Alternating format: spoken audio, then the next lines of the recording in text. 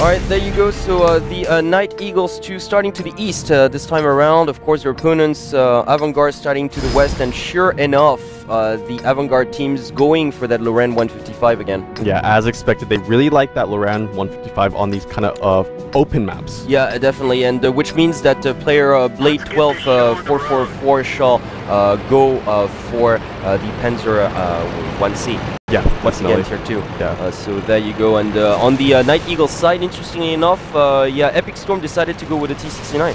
Yep. So a slightly, yeah, they want to go for a more mobile set, you know. Yeah, just a little more, just a little more, just in case they get the initial advantage somehow. But obviously they can't just go charging in blindly because of that Lorraine they have to be careful. SPG, so they have to be extremely careful. They're probably going to go for that northern pass, as we can expect, and that's exactly what they're doing. So right now, yeah, the Panzer 1C is actually just in the middle. Yeah, it has been spotted by the T69, so he's scrambling back to his starting position. It's actually the fastest light tank of the game, so in terms of maneuverability, it's just pretty much on top of the pyramid. He's actually switched to a position south, yeah, towards the water. As a matter of fact, trying to get a peek there.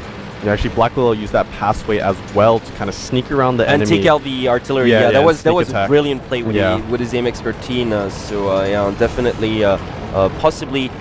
It could be an option. Actually, like if they want to win on this map, they really have to take care of the piece of Lorraine. Yeah, but the thing is, they're not going to be allowed to move otherwise. Yeah, but the thing is, the NightEagles don't have a tier 8 light tank. So even though they send, a T69 or one of their heavy tanks, it's not going to get there fast enough. It's not going to get there fast enough. But right now, yeah, I think they're just really going for a defensive.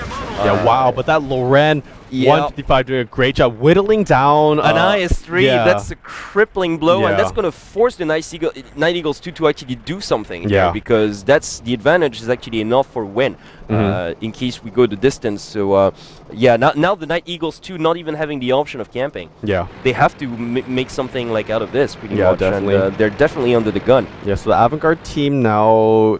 It looks like they're slightly pushing slowly, however No, I mean, it's just like a pretty defensive setup. If you ask me, they're defending the northern pass as we speak, and that one T69 just making sure that nobody gets through in the middle, and the T1 down south, making sure that especially, the other scouts are not taking a look towards the water. So I'm just saying, like, it's a pretty solid defensive line that they've got here. Really not any loopholes out there. Yeah.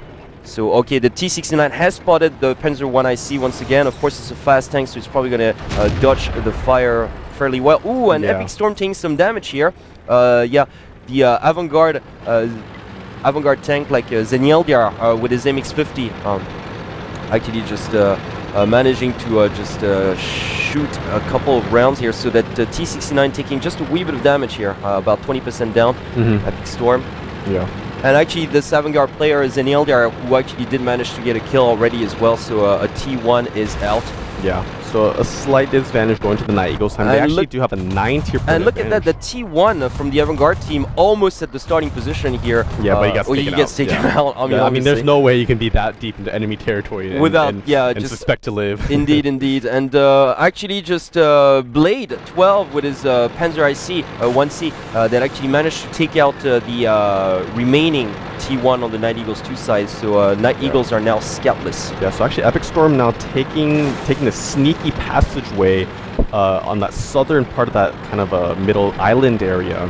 And he's actually creeping more towards the AVANT-GARDE base, but I don't think he wants to risk pushing out just yet. Yeah, he definitely wants to get some more vision on the enemy team, but actually, because the AVANT-GARDE team is, quite north of the map, so yeah, I mean the northern pass, like, because basically if a push is coming, it's got to be up there pretty much. So it's pretty smart of them, like, to actually just defend that position. They do have the advantage, and of course the piece of artillery is up there as well, so you want to defend that. There is no way in the world that you can sneak in past those tanks to get that to take out the Lorraine. So and besides, they do have the advantage tier point wise right now, so they've got all the luxury of both time, and all the leisure in the world to actually just wait for their opponents. And so actually, the NightEagles team pushing towards that central passage area. Well, now they're going down south. As a matter of fact, they do realize that the northern pass is just unpregnable. Basically, it's just a suicide to even try to go there. But they do have they are forced to do something. Pretty much, they have to try something. Yeah. So actually, the entire enemy team now going through that southern passageway. Around right next to around the water.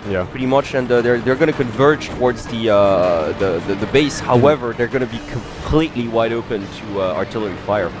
Honestly, I really don't see them like making anything out of this. I don't want to be too overly like pessimistic for them, but if they really pull this off, it's going to be a miracle. Yeah, I mean the Eagles could pull this off. You know, if they make it into the AVANT-GARDE base, they will have some buildings there to kind of but they're all like destroyable. Pretty much. They are. They're all like destroyable buildings. So the piece of Lorraine's just going to have like it's going to be a birthday party for the SPG. And look at that, those T-69s actually coming down as well to provide extra fire.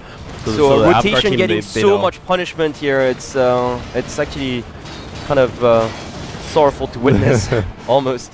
Yeah. So now the NightEagles team are. And the remaining heavy tanks are actually just coming down as well. That piece of Lorraine still firing left and right. Oh dear. No, but he takes out a T1 actually. So.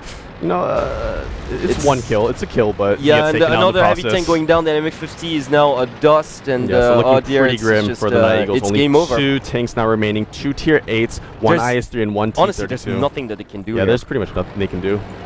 Yeah, I mean the AVANT-GARDE team just have so much more control over the map and over these locations. I really like this team when they're playing with the piece of Lorraine. Just they inflict so much damage, and yeah, they really know how to use. Look at that Panzer's just duking it out with Lucky no Wolf. damage. No damage whatsoever, but it's still funny to see that small wee Panzer 1C going against the T-32. Yeah, and he gets taken out, and it is done.